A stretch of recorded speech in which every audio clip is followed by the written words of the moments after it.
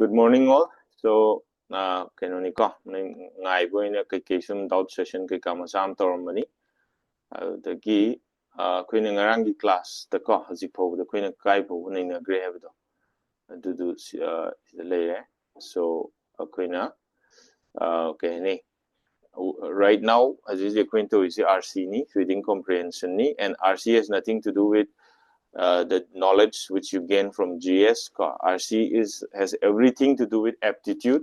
So it's a test of your aptitude. It's not the test of your general knowledge or general awareness. Aduna, we have the end. We have to be very careful regarding some common fallacies in critical reasoning.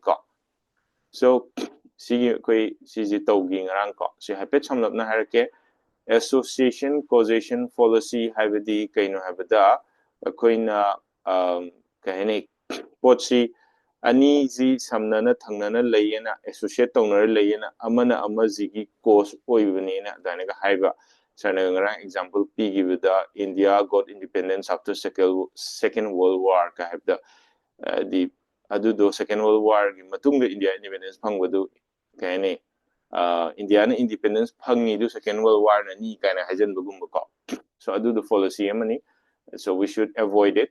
Then composition fallacy have the akoina have the kahani potsi akoina compose option bakoi gi idea koi gi biases or misinterpret tawraga henjin hapsan bagum ba du composition fallacy ko for example today's CSAT paper is tough ka have the CSAT paper ji pura ngasi gi du tough ho jabwani in general it's tough but in general CSAT is tough way hierarchy based on today's paper that's composition fallacy ko then mathang the kaino analogy hierarchy situation amada pan budu situation amada pan ni have laite aduna noina like pabada exam competitive exam amagi like pabaji noi no the 10 to 12 hours pagadamni na haireba aduga same way the kaidawa Olympian namana Olympic ki shooter amana or let's say Olympic ki kahini gymnast amana or athlete amana 10 to 12 hours practice tawgadamni haragadi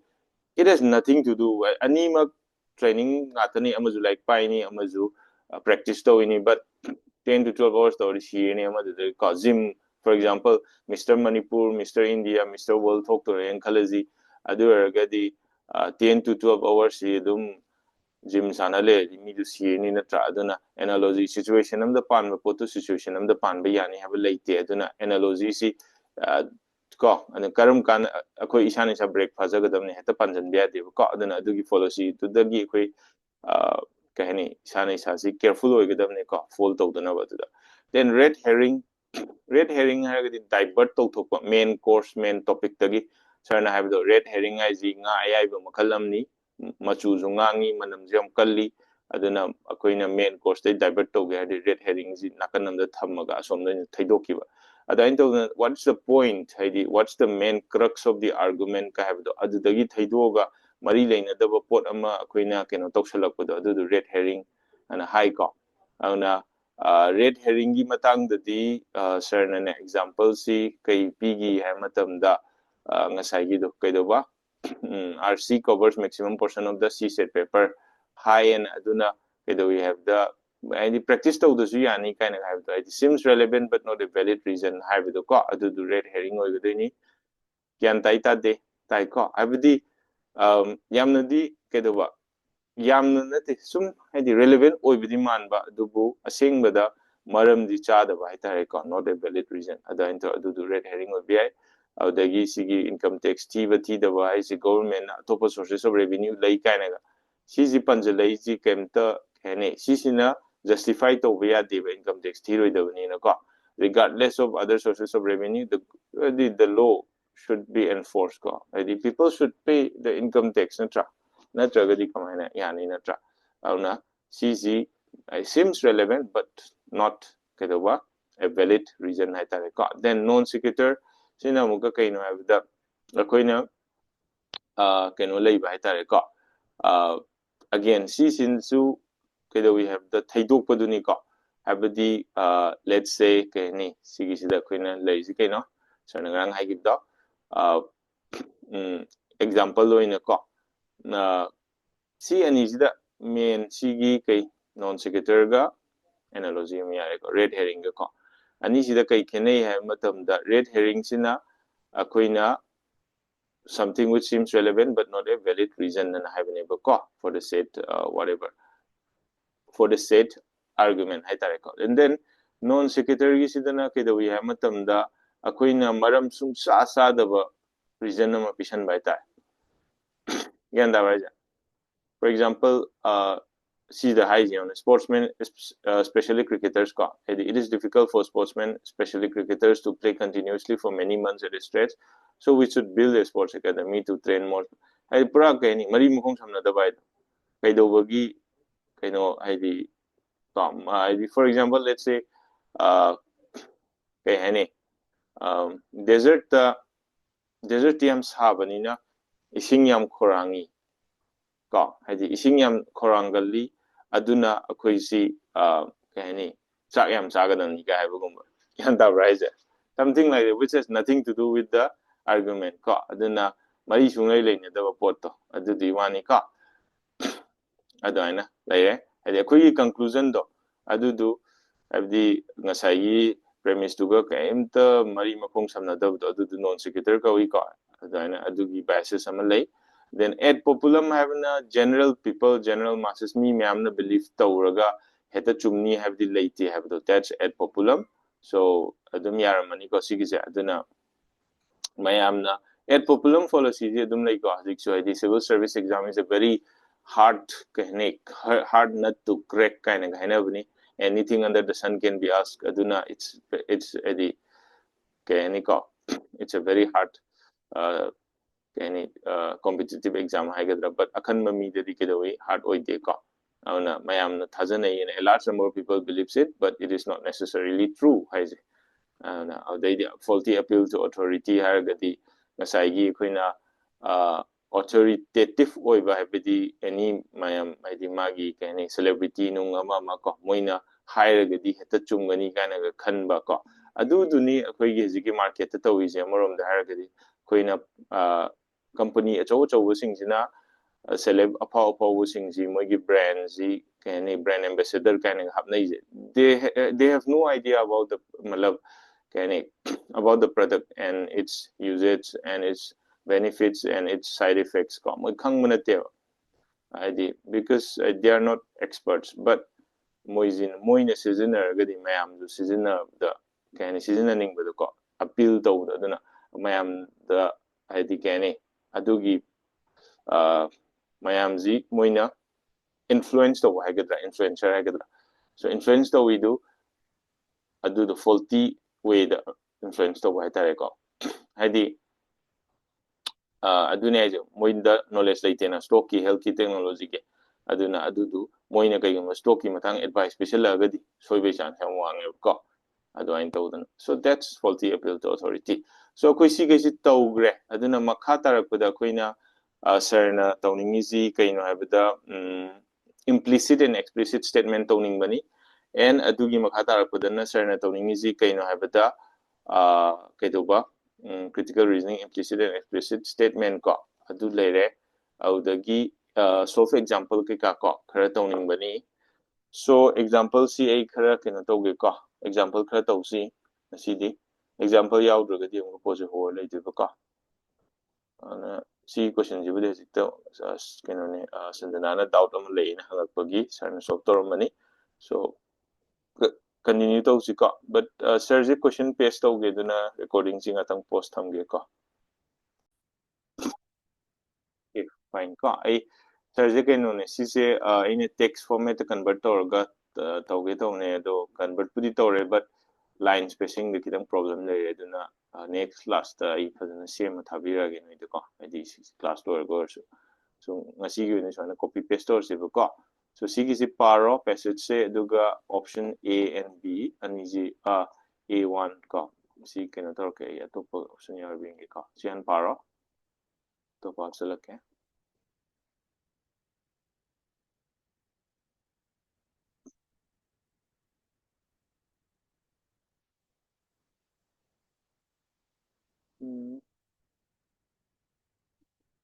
So sisida is the many more regional non-Bollywood films are now being produced in India as compared to a few years ago.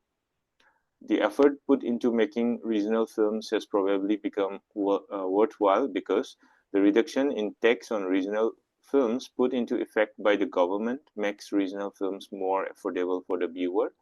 This is because the government wants to promote regional culture, and that may get lost in the age of commercial cinema. However, only this policy might not be enough to stop the decline of regional art forms which continue to flounder.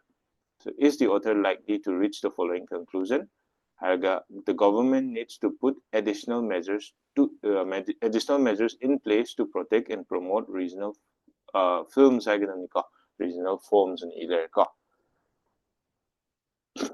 So sigisida noina kari is the author likely to reach the given conclusion? What is the conclusion? The government needs to put additional measures in place to protect and promote regional films.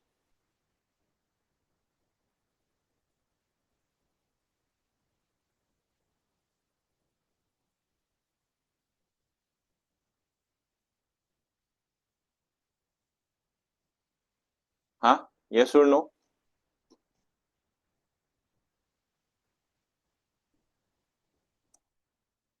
Kanam to kumukti kaigino.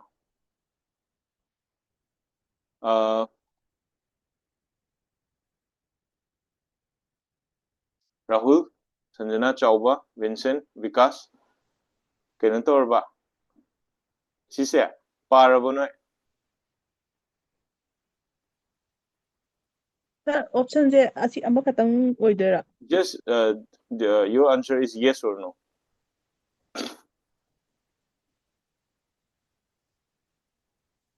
No, you can also yes, natraga no.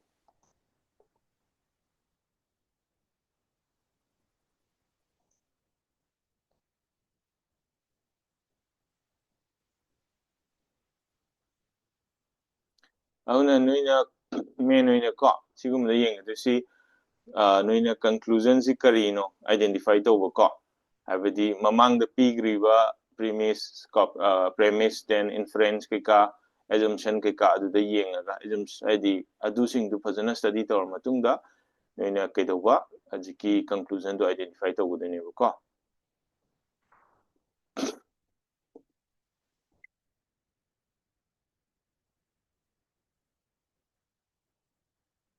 yarba so si sida the government needs to put additional measures in place to protect and promote regional films. Say whether we can, whether the author can conclude this or not, according to the given passage. Right? As per the passage, whether we can say that this conclusion is valid. Sigi conclusion se ko sigi sidale conclusion se valid oi de se kuina kena to waya gadra. Yes or no? Yani. Okay, according to Sanjana, Yani have a call. What about Rahul, Chauba, Vikas, Vincent?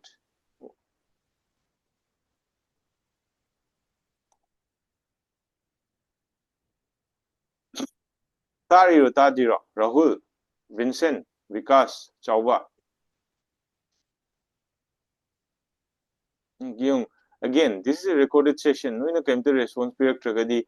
Haying recorded session yung mean zoom kunungai ko. Make it more interactive. Vikas, Taisa, Yaisa. So, adune je conclusion si oiba yabra yadabra sini sarnang je ko. Chaubudi kai chakraba. Yaisa pung chatre le khumi chaubu je. Vincent nga sai khumak 3. Sargi jinuida chaibe wana teba. Kenone. Vincent Kume, yay. Okay, so the government needs to put additional measures in place to protect and promote regional films. Yes, this conclusion is valid. See dum yay. Can tai ko aisa? Kay gino ay matamda akoy na kay ba government na kay we have the sige pa no sige pa di pare ko sige author sina hining isi government na effort khara di ko keno tore pire tax kika kitang reduce to bidana but still there is room for however only this policy might not be enough to stop the decline of regional art forms kaigino de hajikti commercial cinema entertainment the based over aduna sum replace toksolakpanina akhoi traditional oiba asai kani sorry regional art forms based over film ma'am CCD kedo we have da sum sidara e aduna adugi sidara ibudu hingatna baidamakta government na already tax ke kada reduce to we dana kopi dana budi to we but only this policy might not be enough on high nina kedo we have the government needs to put additional measures in place to protect and promote regional films IBC yes I need ko so your kedo ba sigi sida koina ko this answer say sisi yes I need ko okay it has to be a yes it is a yes yeah ko now let's see some more example ko let's see some other example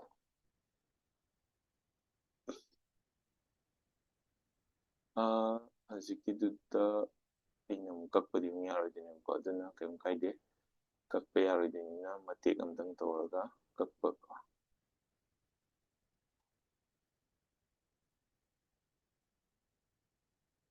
just a second so see there aduga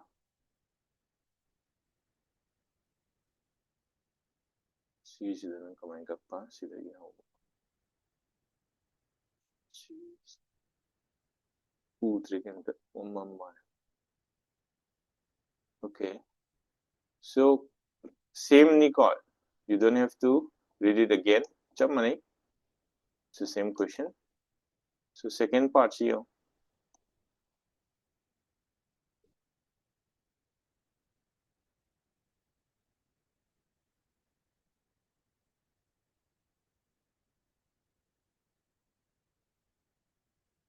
second is I see commercial kedoba moigi conclusion je for the same passage can we conclude that the author wants to according to the author commercial movies may suffer as a result of the government policy can we say this yes or no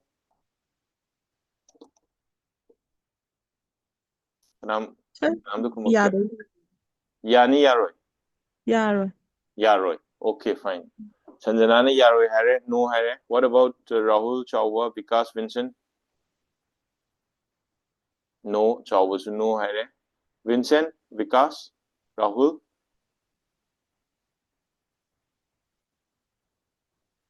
ꯀꯩꯝꯇ ꯈꯨꯝꯃꯛꯇ꯭ꯔꯦ ꯅꯣꯏ ꯇꯥꯏꯔ ꯇꯥꯗꯦꯔ ꯀꯩꯅꯣ ꯇꯧꯁꯜꯂꯒ ꯀ꯭ꯂꯥꯁꯁꯦ login ꯇꯧꯁꯜꯂ ꯊꯝꯃꯤꯔꯣ ꯌꯥꯔꯣꯏ ꯔꯥꯍꯨꯜ ꯌꯥꯔꯣꯏ ꯕꯦꯟꯁꯟ ꯅꯣ okay Vikas ꯃꯊꯟ ꯉꯥꯏꯔꯦꯀꯣ ꯑꯣ ꯌꯥꯗꯧ ꯃꯥꯟꯗꯦ ꯁꯔ ꯑꯣꯀꯦ ꯐꯥꯏꯟ ꯌꯥꯔꯦ ꯅꯣꯏ ꯂꯣꯏ ꯈꯨꯝꯃꯛꯑꯦꯀꯣ ꯑꯗꯨꯗꯤ so commercial movies may suffer as a result of the government policy and it has nothing to do with the passage ko akhoi na pa sajan bya de sida gyan tabra ja aduna passage da pandaba podam ne ba commercial movies may suffer kaije aduna akhoi gi kani akhoi di just within the framework of the passage stick to lai ga dabne ba ko outside the passage da akhoi na thola ga khumbe ya de gyan tabra aduna noina haidu chumi si yaroi ba ko so si kani ngasai gi akhoi gi common flow sing do adu du pan ga dine ba so it's a big no hai tare ko and why it's a no hai matam da kaino di sisi kaino habda sisi kaino oigadone ba ko kaino sisi karamba policy oidone sisi commercial movies may suffer as a result of the government policy kaija sisi kari red herring okay red herring see which seems relevant but which is not kedoba the kedoba which is not a valid conclusion hai tare ko so may suffer as a result of the government policy. Hoi red herring si yabubudi yai ko kain have the it seems relevant but which is not a valid reason hai tare ko. So magi conclusion ji sumain tab dia de red herring hai be yai au the gi kaidi mari makung samnado maktina tamna red herring na di hena chana re ko. So okay fine that's okay. next yengsi wait ngai ko haziki du do ina this do ina duplicate tawsun mai tare aduga puto challaba aduga next part ki question amu hapake ka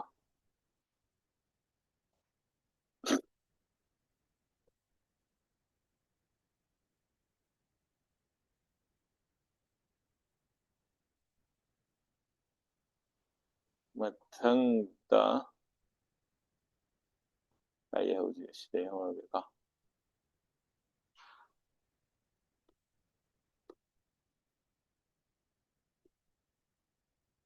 auna try this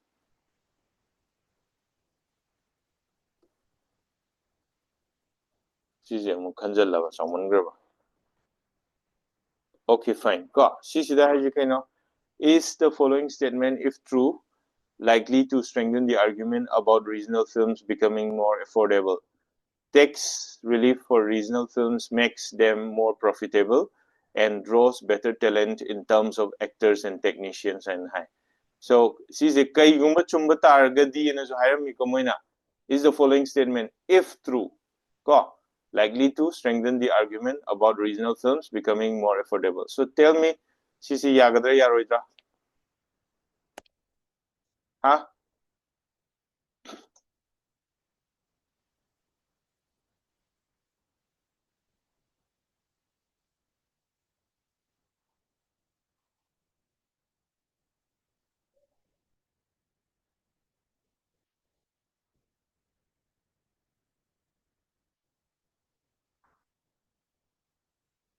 Sir, siyempre, daw ba madami mo masuri ang suya ba yung suri? yabai mom su lei ba mali yadabagi mom su lei male ko sigise Ah, ah. okay fine so yadova si yung ko no akoi si je phana pa grade na main crux se si kai no habda regional oiba film sing regional art forms na gana regional film sing ji kai do ba aziki commercial oiba cinema ta entertainment katang show to ba cinema sing jina replace to selak pasida koina regional film gi sidar pasi government na tax benefit ke ka piraga hingat hannaba honai habani aduda adugi policy na not enough oi hen ba mayam amusu ba tau hadi taugadabani kaigino di azik tax katang reduce to budana not enough na ko and high ko and government na regional culture ji promote to busu pame ba in this age of commercial cinema natra so si cinema ko aduna sigisida kaidawi habda tax relief for regional films makes them more profitable yes of course sidi yamna valid oiko and draws better talent in terms of actors and technicians habsi it come moi passage palam deba ko adu moi question sida kai hai habda is the following statement if true kaigumba true oiba taragadi likely to strengthen the argument about regional films becoming more affordable hay makhagi sina kaigumba true oiba taragadi hena affordability oirakad hay affordable oirakadra sineba aduidi moisi mana haisi kaino ha matamda makhagi si true ne na loksala se haba ko yantabra aduna makhasi passage ta yaugera yaurugera koi true ne lower ne ba kaino di is the makhagi se ko is the following statement if true kayuma chumba taragadi likely to strengthen the argument about regional films becoming more affordable kaino passage si the regional films hena affordable oiraknaba moi tax benefit khatangda natana atopa policy kharasu moi gi dangta sembi gadabne ba kaino di regional art form si moi tam tam na sidarai ba the affordable oiraga di regional film si da subsidized rate ta tax su handabire then again hena moi de subsidy am pb bataraga di film do ko haidi aduraga di chokolakane ba auna adudu makhagi statement ne chumba taraga di film do the kanagadra hamne ba regional art forms da ko so tax relief for regional films makes them more profitable, yes, and draws better talent in terms of actors and technicians. Now, CC, cannot ꯁꯤꯁꯦ ꯑꯩꯈꯣꯏꯅ ꯄꯦꯁꯦꯖꯇ ꯌꯥꯎꯗꯦ ꯅꯩꯅꯔꯣꯏꯕ ꯁꯤ ꯆꯨꯝꯃꯦꯅ ꯂꯧꯔꯅꯦꯕ ꯀꯩꯒꯤꯅꯣ ꯃꯣꯏꯅ ꯁꯤ ꯀꯣꯏꯁꯟꯁꯤꯗ ꯍꯥꯏꯁꯤꯗꯤ if true ꯀꯩꯒꯨꯝꯕ ꯆꯨꯝꯕ ꯇꯥꯔꯒꯗꯤ ꯁꯤꯁꯦ ꯆꯨꯝꯃꯦ ꯀꯩꯒꯨꯝꯕ ꯁꯤ ꯆꯨꯝꯃꯛꯄ ꯇꯥꯔꯒꯗꯤ ꯔꯤꯖꯅꯦꯜ ꯐꯤꯜꯝꯁꯤ ꯍꯦꯟꯅ ꯑꯦꯐꯣꯔꯗꯦꯕꯜ ꯑꯣꯏꯔꯛꯀꯗ꯭ꯔꯥ ꯍꯥꯏꯔꯒꯗꯤ ꯌꯦꯁ ꯍꯦꯟꯅ ꯑꯦꯐꯣꯔꯗꯦꯕल ꯑꯣꯏꯔꯛꯀꯅꯦꯕ ꯅꯠꯇ꯭ꯔꯣ ꯀꯩꯒꯤꯅꯣꯗꯤ ꯄꯣꯠꯇꯨ ꯀꯩꯗꯧꯕ ꯇꯦꯛꯁ ꯔꯤꯂꯤꯐ ꯂꯩꯔꯦꯀꯣ ꯍꯣꯡꯗꯔꯦ ꯗꯦꯟ ꯑꯒꯦꯟ ꯔꯤꯖꯅꯦꯜ ꯐꯤꯜꯝ ꯃꯌꯥꯝ ꯄꯨꯊꯣꯔꯛꯑꯅꯤ ꯍꯥꯏꯗꯤ ꯃꯌꯥꯝꯗꯣ ꯀꯥꯟꯅꯩ ꯈꯪ ꯃꯌꯥꯝ ꯄꯨꯊꯣꯔꯛꯑꯒꯗꯤ ꯃꯤꯒꯩ ꯍꯥꯏꯗꯤ ꯀꯩꯗꯧꯕ ꯂꯣꯏꯅꯃꯛꯇ ꯀꯥꯟꯅꯔꯅꯤ ꯍꯥꯏꯇꯥꯔꯦ ꯑꯦꯐꯣꯔꯗꯦꯕल ꯑꯣꯏꯔꯅꯤꯕ ꯒ꯭ꯌꯥꯟ ꯇꯥꯏ ꯇꯥꯗꯦ ꯇꯥꯏ ꯁꯥꯔ ꯀꯣ ꯑꯦꯐꯣꯔꯗꯦꯕल ꯑꯣꯏꯕ ꯍꯥꯏꯁꯤ ꯀꯩꯅꯣ ꯑꯩꯈꯣꯏꯅ ꯑꯦꯐꯣꯔꯠ ꯇꯧꯕ ꯉꯝꯕꯗꯣ ꯐꯤꯜꯝ ꯃꯦꯀꯔꯁꯤꯡꯅꯁꯨ ꯑꯦꯐꯣꯔꯠ ꯇꯧꯕ ꯉꯝꯕꯗꯣ ꯑꯗꯨꯏ ꯋꯥꯅꯤ ꯅꯪꯅ ꯑꯦꯐꯣꯔꯠ ꯀꯔꯝ ꯀꯥꯟꯗ ꯇꯧꯕ ꯉꯝꯃꯣꯏ ꯅꯪꯅ ꯄ꯭ꯔꯣꯗ꯭ꯌꯨꯁ ꯇꯧꯔꯤꯕ ꯐꯤल्मꯗꯨ ꯚ꯭ꯌꯨꯋꯔ ꯀꯅꯥꯝꯇꯅ ꯌꯦꯡꯕꯤꯔꯣꯏꯗꯕ ꯇꯥꯔꯒꯗꯤ ꯅꯪ ꯊꯥꯗꯔꯤ ꯄꯩꯁꯥ ꯃꯌꯥꯝꯗꯣ ꯍꯟꯖꯤꯜꯂꯣꯏꯗꯣꯏ ꯑꯣꯏꯔꯒꯗꯤ that's not affordable ꯑꯗꯨꯅ affordable ꯑꯣꯏꯒꯦ ꯍꯥꯏꯔꯒꯗꯤ ꯀꯩꯗꯣ ꯊꯥꯗꯔꯤꯕ ꯄꯩꯁꯥꯗꯣ ꯍꯟꯖꯤꯟꯒꯗꯕꯅꯦꯕ ꯑꯗꯨꯅ ꯑꯗꯨ ꯊꯥꯗꯔꯤꯕ ꯄꯩꯁꯥꯗꯨꯁꯨ ꯌꯥꯝꯅ ꯍꯟꯊꯅ ꯊꯥꯗꯔꯅꯤ then ꯑꯗꯨꯒ for example regional filmꯗ ꯀꯩꯅꯣ ꯇꯧꯒꯦ ꯍꯥꯏꯔꯒꯗꯤ ꯀꯦꯔꯦꯛꯇꯔ ꯑꯣꯏꯅ ꯍꯥꯏꯗꯤ ꯀꯥꯁ ꯇꯧꯒꯦ ꯍꯥꯏꯔꯒꯗꯤ ꯁꯔꯀꯥꯔꯒꯤ ꯁꯥꯏꯠꯇꯒꯤ ꯍꯥꯏꯗꯤ 50% ꯑꯃ ꯄ꯭ꯔꯣꯗ꯭ꯌꯨꯁꯔꯅ ꯄꯨꯊꯣꯛ 50% ꯑꯃ ꯒꯣꯚꯔꯟꯃꯦꯟꯠꯅ ꯄꯤꯅꯤ ꯀꯥꯏ ꯍꯥꯏꯔꯒꯗꯤ ꯄ꯭ꯔꯣꯗ꯭ꯌꯨꯁꯔꯗꯁꯨ ꯌꯥꯝ ꯀꯣꯝꯃꯦ ꯑꯗꯨꯅ ꯑꯐꯕ ꯍꯥꯏꯗꯤ ꯀꯩ ꯍꯥꯏꯅꯤꯀꯣ ꯇꯦꯂꯦꯟꯠꯇꯨꯁꯨ ꯕꯦꯇꯔ ꯇꯦꯂꯦꯟꯠꯁꯤ ꯆꯪꯉꯛꯄꯁꯨ ꯉꯝꯃꯅꯤꯀꯣ ꯑꯗꯨꯃꯥꯏꯅ ꯇꯧꯗꯅ ꯁꯕꯁꯤꯗꯤꯗꯤ it can be in different ways different forms of subsidies can be given and si chumba taragadi affordability helakadra hadi yes definitely helakani so this is a big yes it's true haida yes haida yes haine yare so let me go next duplicate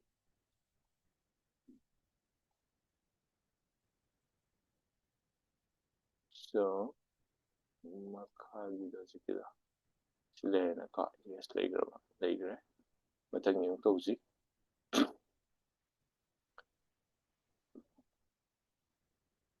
then talking about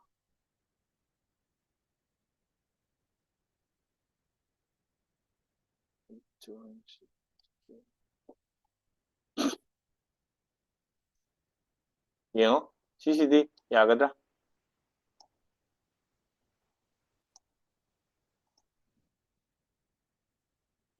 CCD yagadra is the following statement if true likely to weaken the argument about regional films becoming more affordable in the passage films do not reflect regional culture hairibasi points ina magi film dugi affordability do decrease to halakadra have a yes we can adana kala haro si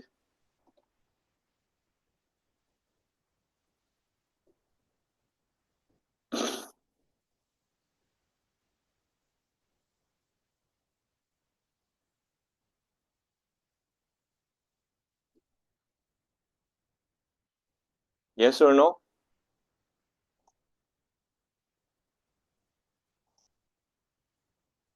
Rahul Chauba Sanjana Vikas Vincent yes or no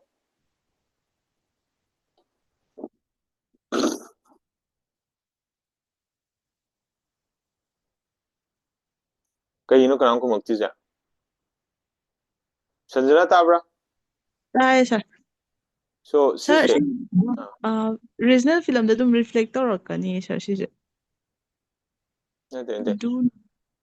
question haise films do not reflect regional cultures sisi kaiguma chumba taragadi ngasai if true likely to weaken the argument about regional films becoming more affordable in the passage have never as a stitch se pura kano tawrene lasing na mathaka khat kre stitch na tongan tale ngasi dressing tawba tabne anyway films do not reflect regional culture high say sisi kaigumba chumba taragadi government na subsidy pirakidra pira aroi kaigino the government na regional films ta subsidy pira isi the effort put into making regional films has probably become worthwhile because the reduction in technology because the government wants to promote regional culture never and the government in the first place the government receive subsidy kaigino have a tax or in any way subsidy pi ga kaigino because films promote or reflect regional culture. But if films do not reflect regional culture, then there is no point for the government to give any subsidy, and so it will affect the affordability in the passage. So it is likely to weaken the argument. In the following statement, if true, is the following statement, if true, likely to weaken the argument about regional films becoming more affordable in the passage? Regional films is affordable oirakani si kedoba sigi argument si hena strong ohen brabda regional films affordable oibsi kahene si kedoba ohella oiduneba gyanta right and question ji da hangni ji phajana seng na pase ko likely to weaken the argument. What argument? About regional films becoming more affordable. So yes, it is likely to weaken it. Yes, it is likely to weaken the argument about the affordability of regional films. About the affordability of regional films. Kaigino hai matamda aina kaiguma films na regional culture si reflect tawdaba taragadi promote tawdaba taragadi government subsidy pieroi aduna affordability of regional films to adudu kaidawni ha matamda hena affordable oirakani kaido becoming more affordable do adudu obviously adugi argument to kaidoba weaken oirakani ba kaigumba regional films regional culture si reflect tawdaba taragadi gyan tai ko affordability handarakani hai tar yarbo gyan tai tanganjira Jidaize, is the following statement, if true, likely to weaken the argument? Now, question jana gyanta, no in gyanta, this question jida never ko answer na teva. Answer ji will straightforward or dineva. But hangi kitang twist sama manung pumma hangeva. Is the following statement, if true, makagi zika yung muchumata agadi, likely to weaken the argument? Have likely to weaken the argument or the the subject hatareko? The subject about regional films becoming more affordable. Regional films passage becoming more affordable. Affordability of regional films is the whole passage and regional films affordable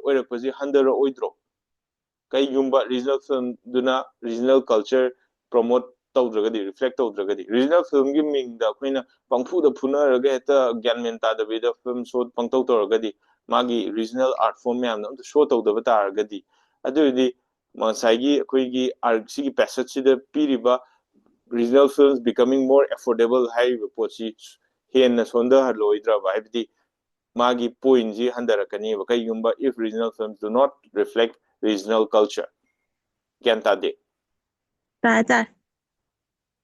ko adumaina haigadane ba so sanjana mathatna khumi ji kai mayam gai di kedawrage chawba kaino chawba Hi, sir. taye adai atai di Rahul Vikas Vincent chetoin khume taye ko okay now adu gadi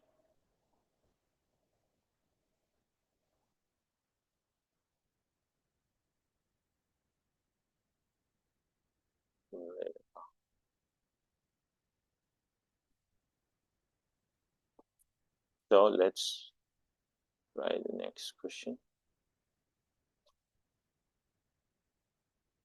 Now, some matangi si diyam na nungay ni ko. The lines.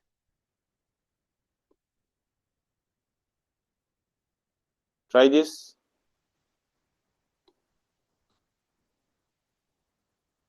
Yeah. She tried or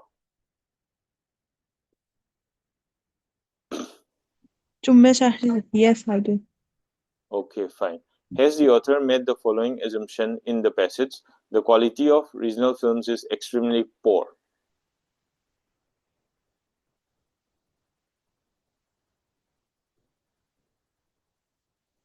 ꯆꯨꯝꯃꯦꯕꯀꯣ yes ꯍꯥꯏꯗꯣꯏꯅꯦꯕꯀꯣ ꯅꯠꯇ꯭ꯔꯥ ꯑꯇꯩꯒꯩꯗꯤ ꯑꯇꯩꯒꯩꯗꯤ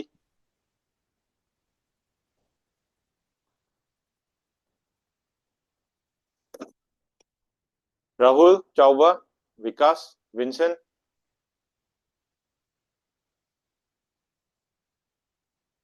Sir, extremely high bado hypothetic sabamne edo assumption ni na amuchu yadawdi male. Okay, Chauba gi haire. Chauba Sanjana haigre. Ataydi Vikas, Vincent, Rahul. I need a prompt. I didn't know. Idum kitang proactive hoyo. Kitang I di kahani no. Doine sum silent le shalaga di no class se follow to yoto. Yadav male sir. Vikas Yadav male. What about the rest? Rahul di. Yabasu mali, Yadabasu mali. Okay, Vincent. Yes, yes, I say no. Ya en kalira. Okay, fine. So noi si composition error. Noi compose of solini. Composition policy tawre noi.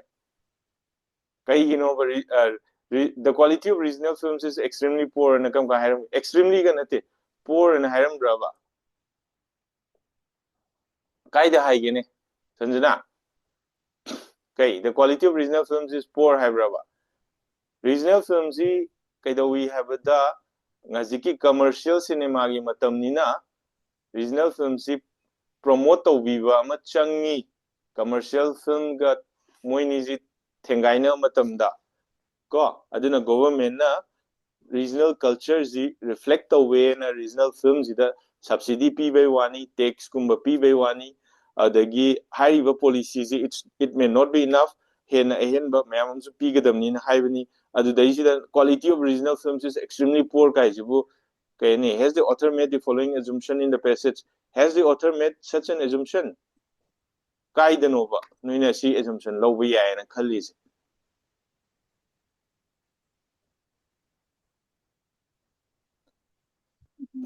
composition policy noina compose of leba de poto gyan taita de Sir. sanjana yarba sir. abi nanga say amna confident noina high to the nine aise haidi see the pan brava the quality of regional films is extremely poor see exam da hanga gadi see gumba see the name soi duje noi composition si noina composition policy ne ba si gyan tabra noina compose of leba mi sumpan jupan jadab jibo kadai pan ge pese da many more regional non-Bollywood films are now being produced in India. Mayam amju puthorei ko gyan tabra ja non-Bollywood films regional loiba are as compared to a few years mamang de hana puthomba dagi haji puthokhala ineba the effort put into making regional films has probably become worthwhile because government has to take action daramni na regional films puthokpaji worthwhile oiba ko habidi kanare haitare ko adagi adum haidi matang chare the government has to take affordable then this is because the government wants to promote adu government the way to the government wants to promote regional culture that may get lost in the age of commercial cinema but however only this policy might not be enough to stop the decline of regional art forms which continue to flounder so the quality of regional films is extremely poor kari dagi karamba kai de yawge sin noina compose toxin do pone ba do soi leite ba ko is the author has the author made the following assumptions in the passage it's a big no it's a no yare ko duna sigi policy sigi energy noi kana tawguno ko now let's do the next one again duplicate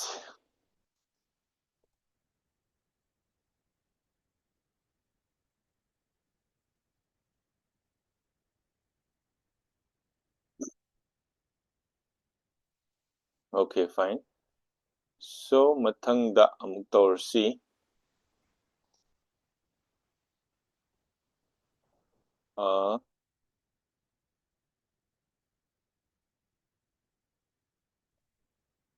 okay there you go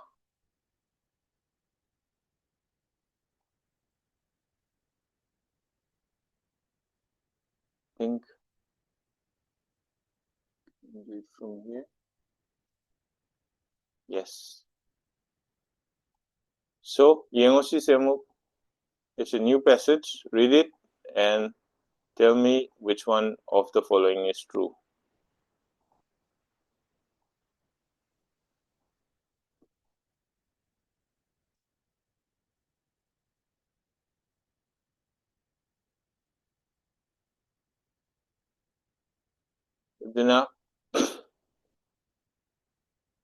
Aduna kaida we have the companies selling expensive consumer durables like televisions or refrigerators increase their advertising expenditure during the festival season. They usually declare several promotional schemes or offer heavy discounts to attract buyers who traditionally shop for such expensive items on auspicious festival days. See the point gara yawi ko company na festival matamda advertising expenditure hengatli ko kaidowe hengalino haibda adu myam da khoina lakadune infer tawgadune assumption khara lorkadune ba they usually declare the companies in several promotional scheme they offer heavy discounts to attract buyers who traditionally shop for such expensive items traditionally policy who traditionally shop for such expensive items on auspicious festival days so na auspicious festival days ngairaga leiba ado hajik matam dadi adudi oidre akhoi tasengna discount ngai lei ko poche Amazon de ka kera Flipkart de ka kera Myntra or anything ko so discount ngai ba ado again traditionally oina khallagadi discount gi natte auspicious oiba Diwali manungda leihoba or ningol chakoba numitta leiba or whatever ka di chairau gi adu wada gift tawna leiba kaina afaba numit afaba kaina festive occasion da leiba sisi mamangi chairau da leigi bani sisi na mamangi lai harau matam da leigi bani or sisi na mamangi whatever adu gi gan ngai da leigi bani kaina ka lain tawduna kani festival among associate or leibagi mindset ama lei haita traditional buyers sing se ko adu to attract tawna bani have any discount gi damakta adi adu ne je koina lana sasan be ade ko so what can you conclude from the above passage people buy refrigerators and televisions only on auspicious days in the festival season aham baiji yabra dabra me am thairo option 5 yadde ko okay option number 2 advertising expenditure in the non-festival season is extremely low sisi moina palambra extremely natragasu palambra adi non-festival season da expenditure ji high over khangde akoi but kai do ba festival season da budi moina increase ti tawe khare hengat leba ko ado again sisi pande and we cannot conclude this mandra do ya deva people expect consumer durable companies to offer heavy discounts during the festival season people sing expect to have a ko during the festival season sisi people sing expect to na pan rasida pande ko chumbadi mandra sisa but sisi chumdeva consumer durable company is considered a festival season to be a very important period for increasing sales and a consumer durable company sisi panbra consumer durable company sana palliko expensive for consumer durables like consumer durables durability am wang by TV refrigerator adum durable oidana ko auna they consider the festival season to be very important period for increasing sales kaino hay matam da traditionally mi myam si layeba ko aduna for si adum yai advertising rates during the festive season are much higher as compared to other times of the year ani sida amuka khatoka duine karmanen chumina ko advertising rates si wange di khai diye advertising expenditure hengale havani rate advertising rate wange di haiwaidana ya de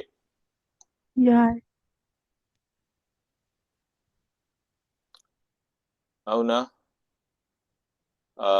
we have the option 1 yadre option 2 yadre ka option 3 is we have the option 3 that is the people expect consumer durable companies to offer heavy discounts during the festival season yes yadi ya it may be true but definitely pan badina te dana ka aduna we have a matam da kari kanano yae hai kana vikas ne yae je karam badano.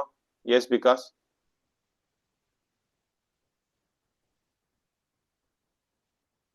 Khwaidagi sanabase sigi option mayam sida option 4 na khwai chanai ko.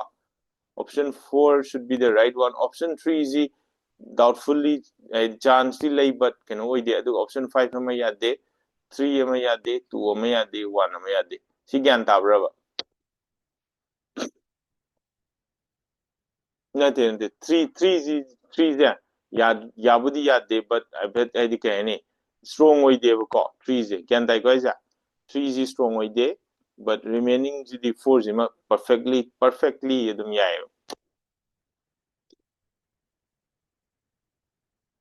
Gyan tabro ta da bro.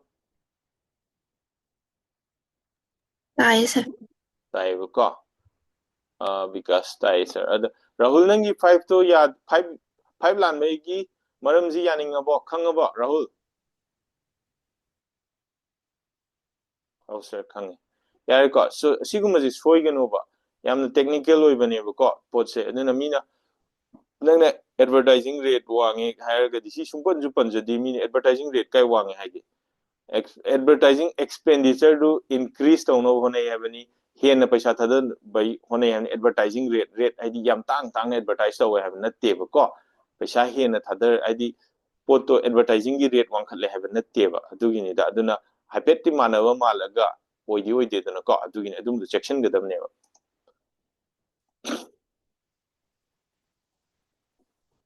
Okay, so matang ang yeng si matang gisina sida layer ka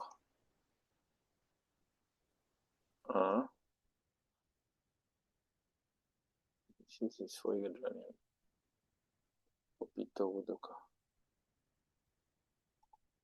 So read this.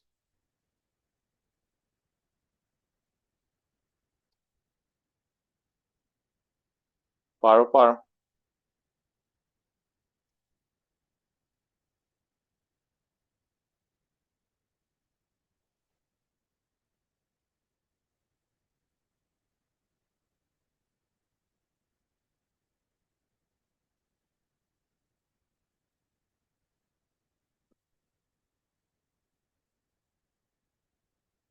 Now, engineering students who will complete their graduation this year will find it difficult to get used to the advanced technology being used in the corporate world. Okay, fine. So the university which designs the engineering course should concentrate on upgrading the infrastructure and improving the quality of teaching to meet industrial standards. Which of the following assumptions does the above argument make? Option number 3 had Rahul gi ma'am ge hai na ro.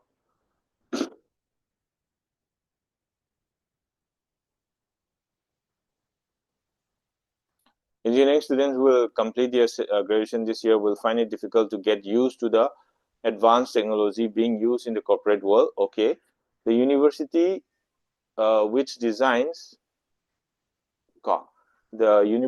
designs the engineering course should concentrate on upgrading the infrastructure and improving the quality of teaching to meet industrial standards. So there are more engineering students than job openings this year. It has nothing to do with the passage. The engineering students graduating this year are not very determined or intelligent. Nothing to do with the passage. The infrastructure and teaching faculty currently available for engineering students is not up to corporate technological standards. Yes, it may likely be one of the assumptions. Engineering students will probably pursue management education instead of taking up jobs. No, the university is not interested in the welfare of the students. No. The option 3. CDM lie option 3 is the right answer. Atay didi doin lale. So sumain turni, that's right. Now let's proceed to the next question.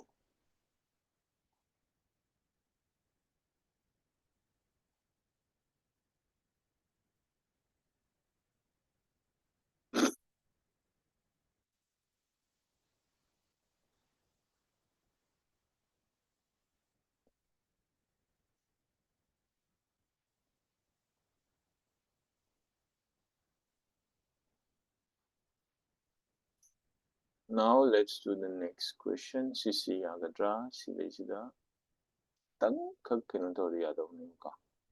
Aduna sinagi punna sumain tori yagadra. Yes. Yengo ma'am. Sisiyong yo. Try this one.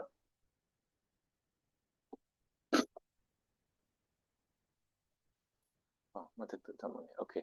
IT companies are finding it difficult to retain employees with average attrition rates in the industry being as high as 50% per year. They should immediately double the salaries of all their employees to increase employee retention. So, which of the following, if true, most strengthens the above argument? Profits of IT companies have increased and they cannot afford the pay hike. A survey shows that most employees in the IT industry change jobs because of low salaries. Employees care more about the work environment than salaries. Salaries in the field of medicine are much higher than in IT. Higher work pressure makes it necessary for most employees in IT to work overtime.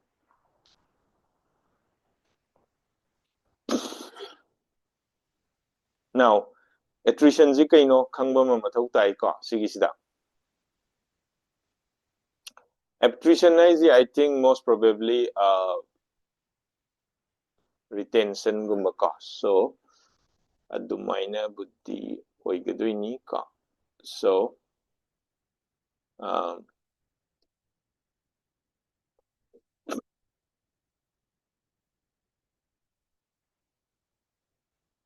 yengsi ka attrition kaisa kreno ida.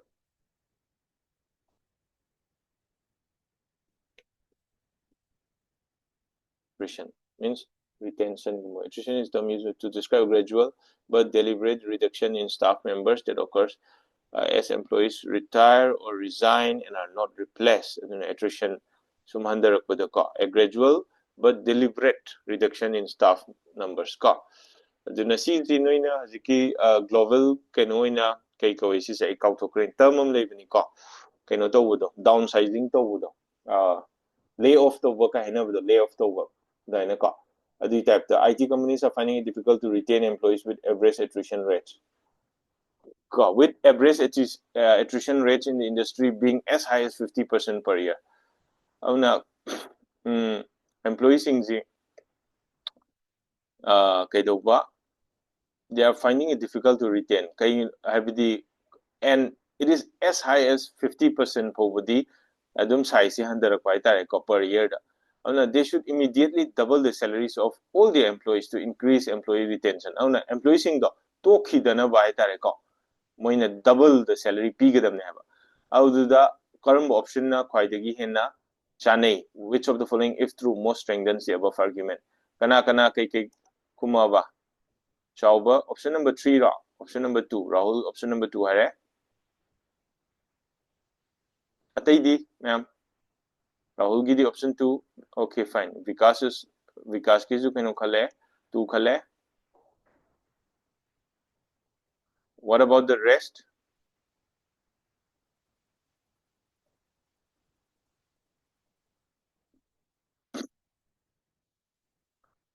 Vincent Sutu Kaleka and then Chauba Sutu Kaleka.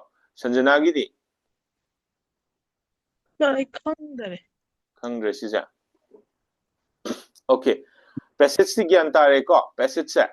Moigasi retain the government. They should the companies should immediately double the salaries of all employees. Okay, fine. Profits of IT companies have increased and they can afford the pay hike. It has nothing to do with the passage. Kitang saw on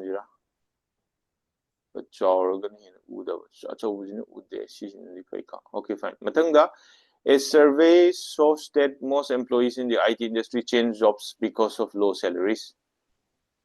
Okay, CC OBI, this may be true. Employees care more about the work environment than salaries.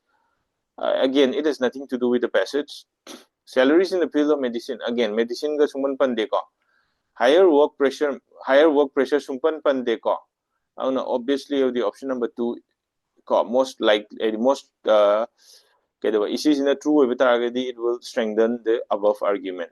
Haidi survey ma to matam the employees sing si IT job industry the low salary phang mana maram oiraga moi si salary du pikman mani na moi phat phat law hongale salary am chauraga di stable oiraga di hongoi ko thabak se salary pick pani na hong da kam khanda ba dai tare ka aduna attrition rate 50% habdi employee si adukimatik to oga haidi adukimatik ke doba retention ji tawba wai ko salary pick pay ne na survey ma tawda na high. So this can be kedoba, this will most likely strengthen the above argument. Atai ji de am ta mari mukong samna dreba ko on option number 2 je or ne kyan tabra sanjana yarba Yani sir. ke du no atai loin tu loin kume ko so ne padana I did no clarity di lay re ji tu kumai do ko ado sisina live gi ne na kalam su yai hoi live di lai ko ado atopa yengsi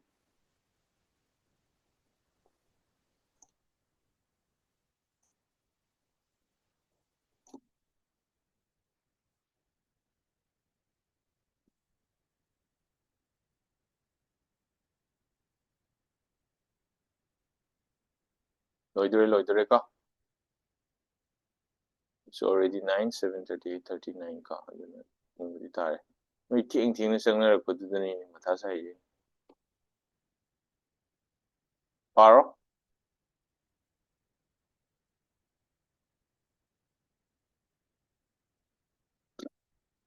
To qualify for the Olympics, any team needs to be extremely fit. This is the reason, that is the reason why the Indian hockey team failed to qualify for the Olympics at Beijing. Again, see this is an example. Now, which of the following, if true, most weakens the above argument? The coach of the Indian hockey team was not skilled enough to train the team.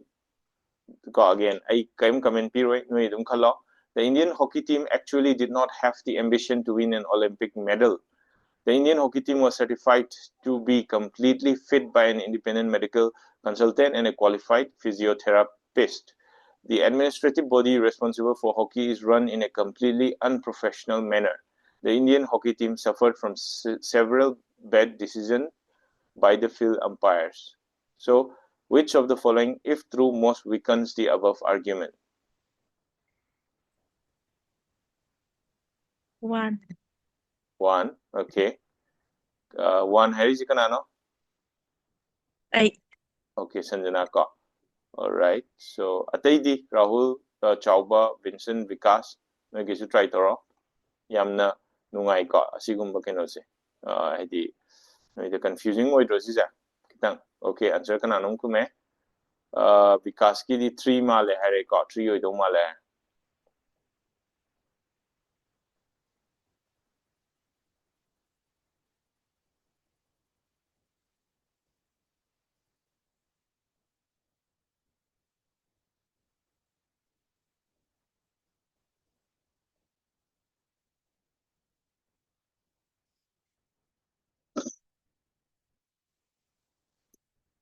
Yanerbo?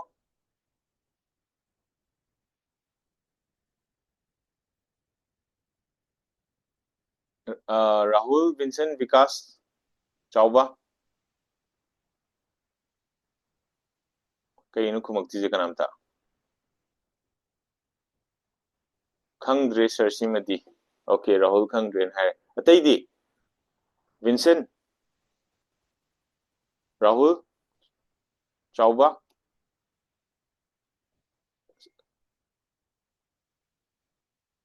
Ni kayo niyam kuinchang ise. Sanjana gidi.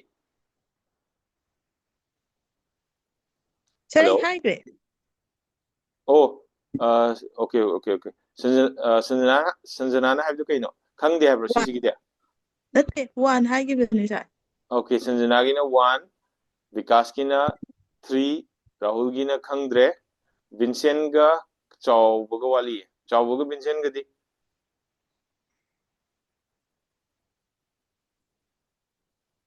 Kayo no kumagtrizi mo na. Sir, 3 je male.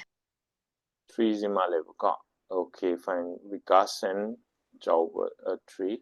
Sorry, Vincent 3 hai, Chau 3 hai, Vikas 3 hai. Noi kedoba ahum namdi 3 hai ko. Okay. So, to qualify for the Olympics, any team needs to be extremely fit. That is the reason why the Indian hockey team failed to qualify. According to the author, the Indian hockey team is not fit, haven't ever. And fit oidabadunabu kedoba. Extremely fit or can the Olympic kudama qualify to Gundam Niamneva. Adu oidabaduna maramorga. That is the reason why the Indian hockey team failed to qualify for the Olympics. At Beijing and the So the coach of the Indian hockey team was not skilled enough to train the team. Aduna moiji fit oidabay. Yes, magi room mamlay option number 1 si oibadi yai.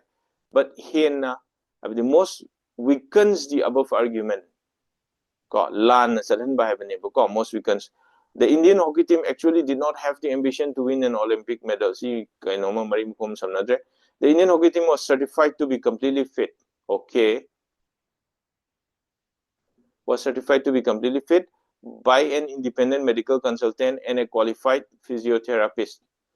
So, the mogi player gi adu adai wanate moy masado fit oibay matang na ne bhai ko aduna moji fit oiragadi it weakens the above argument. The option number 3 is they are actually fit. They are completely fit. But we have the that is the reason why Indian hockey team fail or the most weakens have because the option number 3 quite the administrative body responsible for hockey is run in a completely unprofessional manner. The Indian hockey team suffered from it actually all these supports got the argument. We can see Pahodre doing now racer. Okay, Rahul. Okay, yeah, Rahul. Sanjana di arba. By and most week physiotherapist like panju pande. Nothing. Physiotherapist pan nothing. Moina haise pande bako physiotherapist pande. Dagi consultant pande medical consultant kem pande bako but question sida hangi si ngasai gi leiriba piramiba passage to gi theme do kwaidi ngasai gi kedo adudu karam mana kwaidagi negate to wi karam mana kwaidi chana dagi haba kwaidi chana da ne biti je ganda right atai di slightly chana adi slightly keno to boneba passage se author gi passage sida incline to boneba support to boneba argument je ganda bra habadi moi select to di do fit oide na ha na ko fit oide bisi kani again fit oide si not skill enough to train auna akhoi coach sai di Indian hockey team gi coach na di madu skill wat padagi fit oina ba training gum ba pi ba ka walam ba si ai natragana Indian hockey team actually did not have the ambition moji yam kana Olympic pau yo ngam ni ba thaja da ba masado training wat padagi fit oram da ba yai audagi fourth kisina administrative body do moidu completely unprofessional manner diet kasi mathong rang khang da bida haidi maintain to da bida piram bataragadi aduduna su moidu fit ohelam da ba yai natragana Indian hockey team suffered from several bad decisions by the field umpire aduna field umpire na bad decision am gano to the moidu traumatized or moi masado fit oram da ba yai whatever may be the reason but sida hangi ba question jidi karam mudu kwaide chana da ge ba Indian hockey team do already fit oire na certified tawrabaneba yan da right whoever doctor na tawtam ni ko medical consultant and the moi qualified psychotherapist physiotherapist masagi body whatever physiotherapist amadi medical consultant amna completely fit oire na certified tawram ni adu no kwaide na chana de dra kai no di author na haning is fit oidabagi select hodre habaneba aduna which one of the following if true most weakens the above argument kwaidagi hena chana dabado adudi fit oi ji khoi chana de na kai no amadu select to the fit oi da bai ne a fit oi hajala ga chana de na khoi di chana da ti wa de option number 3 je ta dro yan ta de Tai sa. yare ko so adu maina auna passage se yamna scientific oi bani ko akoi ne ta pang id ka ne pang tau do tausan ba id doubtful oi be room je ta sing lai di lai ta ni no fa na scientifically yeng ba hai ba tar ga di ko So adum irai laibani. Auna read this.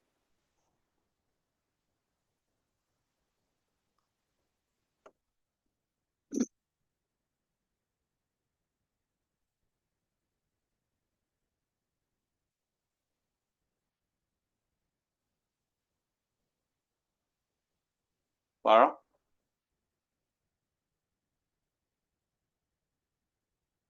Ithamachan vichan gadra. Chan badip salini. Paavada nungai gadra sise.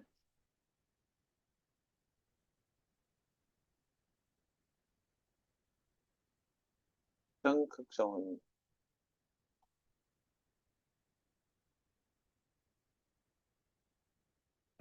So read this. Most Indians are not interested in learning Japanese, while some are interested in learning German. Hence, Indians have more interest in the West rather than the East. Okay. Most are not interested in learning Japanese, while some are interested in learning German. So Indians have more interest in the West than the East. Which one of the following is analogous to the logic provided above? Analogous. Some Bengalis are not interested in Western classical, whereas most Bengalis are interested in folk music. Hence, Bengalis have more interest in the classical music. Some cricketers are not interested in learning baseball, while most cricketers are interested in learning football. The most are not having the most are hence cricketers have a liking for football games. Most hockey players are interested in Olympics, while some of those are interested in Asian games. Hence, Indians have more interest in Olympics. No. Most tribals are not interested in classroom studies, while some are interested in learning from their elders. Hence, tribals are more interested in education from elders than the universally accepted mode of school education. Okay, sisi ma yai. Kaginodi moisi classroom studies si pamde. Aduga some are interested in learning from the elders. Aduna tribals si we have that they have more interest in education from elders than universally accepted. Option number 4, maybe having if I padri na. So all the Indians in the US have made it big. The welcome for them. Some for them. Okay, all the Indians in the US have made it big. Some of them are returning to India. Hence, Indians from US find India more attractive than US.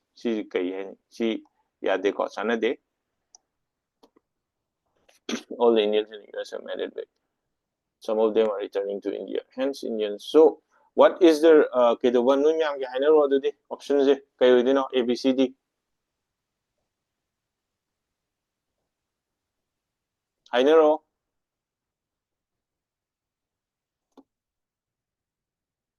Kayo kanang kumagtriza.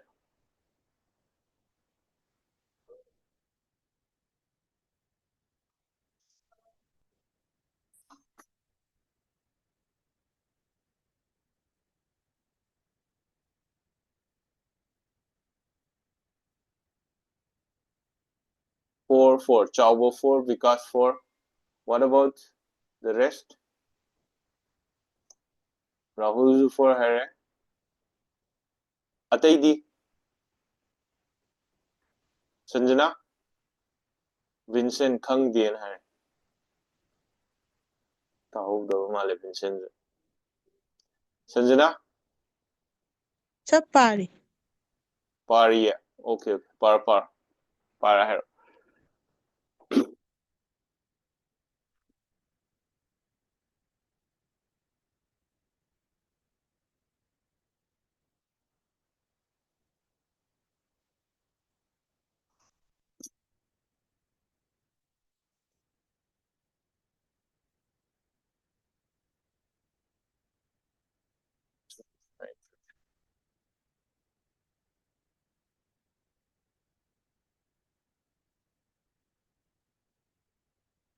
kay ni yung queen siyang Sanjana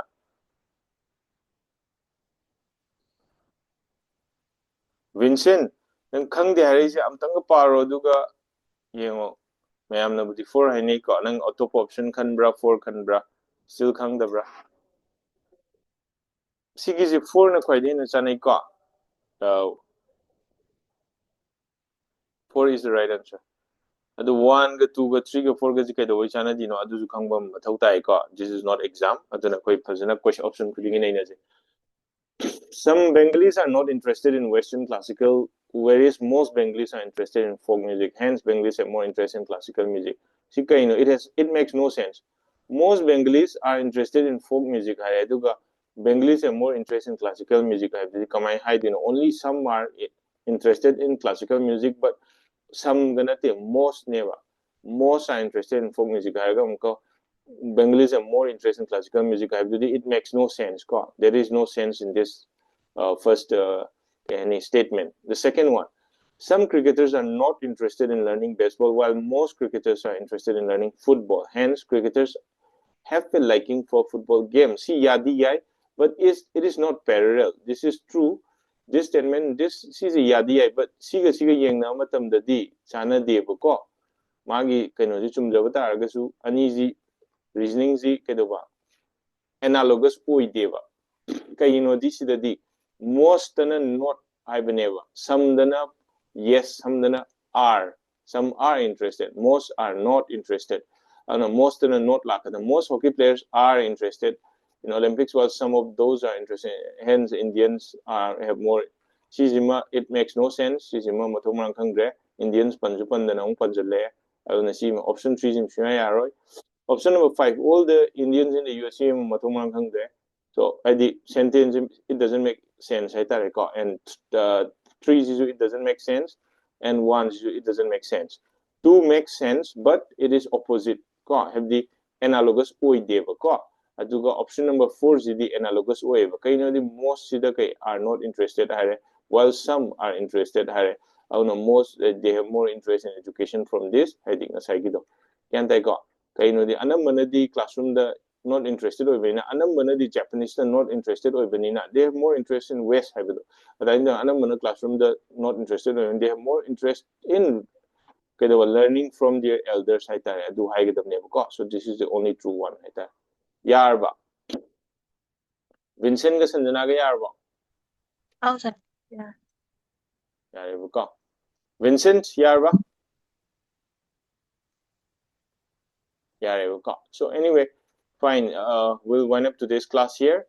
And next class the have the sir example ki question thara solve taunaba no do try to raw question tara mo kai hapake sigi handout sida ngasi handout sida ko aduna class the group the yaw kangbu you are di no nom kai handout chu phangi ni ko nung tige na handout to no practice to raw ngam da bu sir dum tharo sir dum hairake aduga kai gum no discussion the kale go hayeng class next class to si aduga next class the implicit and explicit statement so see you in tomorrow's class okay yeah pungze ai khangning sai natang marakta question copy to matam login anyway so thank you everyone and have a great day ahead